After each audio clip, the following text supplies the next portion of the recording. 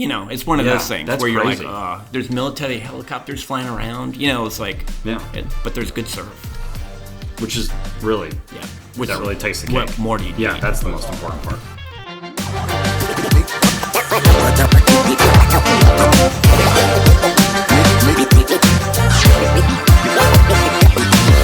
Have you ever been in a hurricane?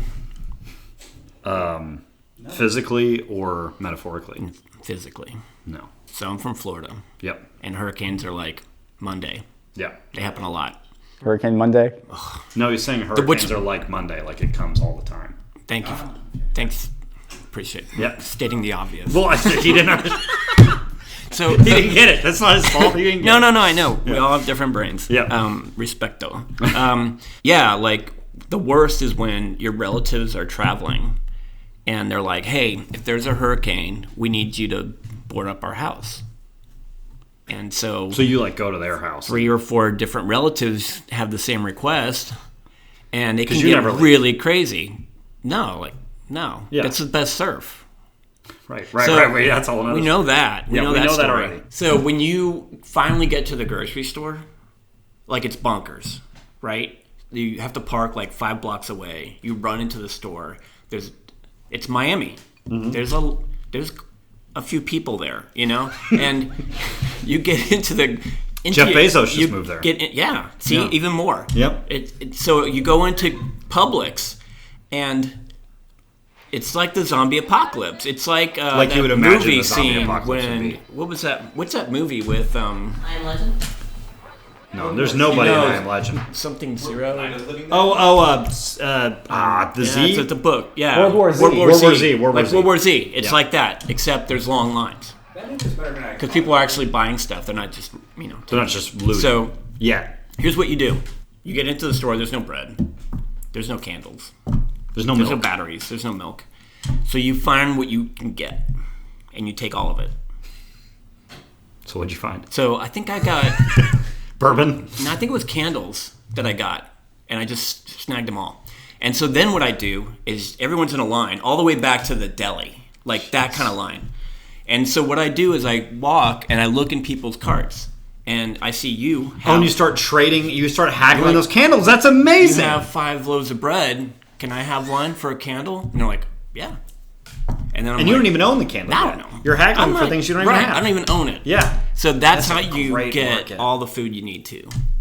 I love that so much. It's a good trick. Because I used to think of, in a different vein, it's not really stealing in a grocery store if you take something out of someone's cart. Because they didn't own it either. Right.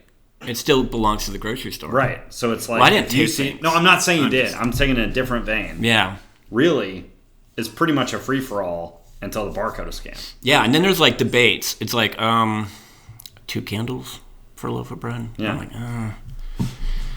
these are pretty valuable candles. Fine. Right. I've got like 17. You got all the candles. And now I got to find batteries. So let me keep walking around. Right. And looking at people's carts. carts. And maybe make friends. Mm-mm. No, it's Miami. It's Miami. That's It's not, just not that kind of place. You don't make friends in Miami. It just doesn't happen. Plus, hurricane sounds like the worst way in that situation. That sounds like the worst way to be making friends. Yeah. Everyone's your enemy at that point. I've only been to Miami once. You see see all kinds of stuff. And I was there during Hurricane Andrew and stuff like that. You just see like, oh, I can't buy gas for a month. The ATMs are empty. Like, it's one of those things where you're crazy. like, there's military helicopters flying around. It's like, but there's good surf. Which is really, that really takes the cake. What more do you need? Yeah, that's the most important part. So, I was doing some reading, actually. Did some preparation for this podcast. Yeah. What? Yeah. Well, listen. You listened. Yeah, I listened. I read some, and then as I read, decided that I should listen, right? For efficiency's sake, because it took me some time. But UCSF, I don't know if we've ever talked about them. University of it's San Francisco, University of California, San Francisco. The Sandler Neuroscience Center has now built a Dyslexics Center within it. Oh. Which is amazing. So it was started by, what's that guy's name? Gavin Newsom? Is that the governor of California? Sure. Gavin Newsom. Oh, I forget. Yeah, he's the guy with the fancy... I stopped watching the news tall for guy a while. with the fancy hair. I had to back off. Anyway, yeah, I get it. Anyway, so he has been like the big advocate for the center and said that as a society, you're not running at capacity unless everyone has the opportunity to be fully expressive. I like So that. I'm going to say that again. As a society, you're not running at capacity unless everyone has the opportunity to be fully expressive. So that's like the mission statement of trying to build and move out this center. So they're like dyslexic classes now? It's Because I was thinking about that. I was like, it's- what if we had like a minor in dyslexia? So that could be or the something? idea. You know what I mean? I don't know. But it's all based on the Charles Armstrong School, which is a special school in California, a high school, for people with learning disabilities, right? So like people with autism, dyslexia. Okay. Learning differences. Yeah, learning differences. And so they're attaching the Charles Armstrong School now to this Sandler Innovation Center, the Dyslexics Center. And what they're doing is they're taking neuroscience and child psychologists together, and they're studying the same groups of people. Oh, wow. It's awesome. It's so cool. Really, really it's cool. very... So they're using this school and this center are using games to define the strengths and weaknesses of visual spatial domains. And that's funny because we talked about this like with me with college. It was a game for me. It was just a game. I'm like, can I make it through this class? Yeah. So what they do is they put you on a Can I they get put a you on like PhD? yeah. I don't know. It's all they put you on a. Can you see this? What I'm doing here? Can you see the sticker? So like they take a dyslexic learner and they put them here. They take a child psychologist and a neuroscientist and put them over here, and then you have the game screen. And you're just playing a game that's all like AI driven and visual driven. So you have goggles on. Okay. And you're playing like reactionary games. And then they're studying from both of these perspectives, neuroscience and child psychology, of how it's affecting this brain. They're wearing a helmet as well to show the signals Like and everything. looking at, oh, wow. Yeah. And it's awesome. And the idea is to understand the holistic perspective of dyslexia specifically.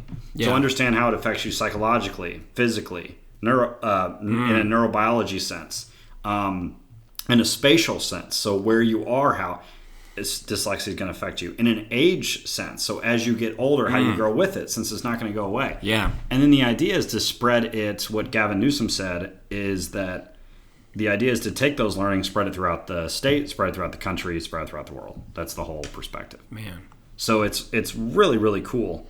And one of the quotes that I took away from it that I really like, problems for dyslexic people, I'm paraphrasing, don't happen in isolation. So it affects your friends, it affects your family, it affects your spouse, right? Your children. No. And so they're also doing a holistic perspective on that. So what is it like when you're dyslexic? That means you have a dyslexic brother, or not. I'm sorry. That means you have a brother. Maybe you have a sister. Maybe you have a wife. Maybe you have a child. How are those people affected as tertiary people of someone with a learning that's difference? important. And it's really cool. We talked about one of my kids is a little bit dyslexic.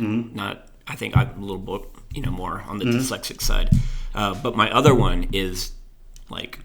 Yeah. Not dyslexic at all. Right. And she's really, really smart, remembers all kinds of stuff.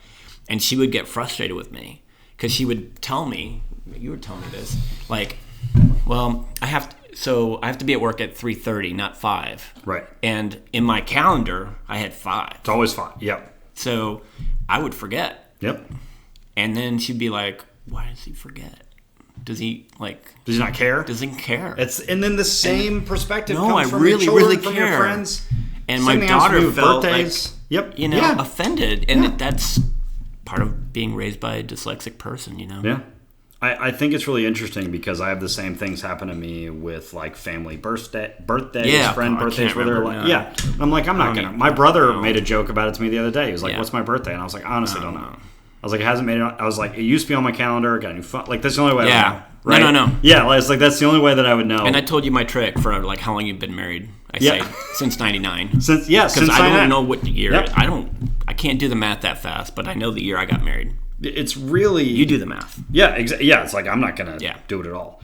So it's really cool because they built this center inside the the Sandler Neuroscience Center. Okay.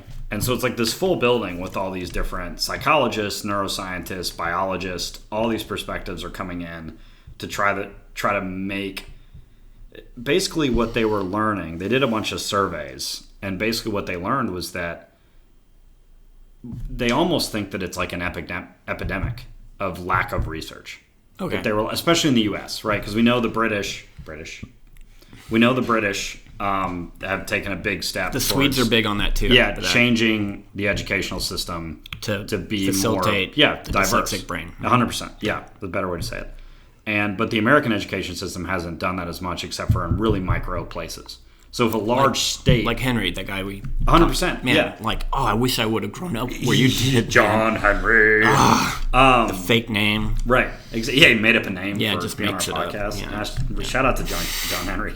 That was awesome. That's my favorite episode so far. I really wish I could have lived in an environment like that, man. I think I had friends that were able to go to it as well. Oh yeah, go to some of those schools. There's one in Maine, I think, as well. Anyway, cool. Yeah. So the idea is, if we can have a state that's relatively prominent like that, make that big change, then I think we can. California's a big state, man. I think we can see a big difference, and I'm really excited to see what it does for dyslexic thinkers. The only thing, and we only have a short amount of time left here, but the only thing that I didn't like about the perspective of the videos is it felt like you were like donating to cancer.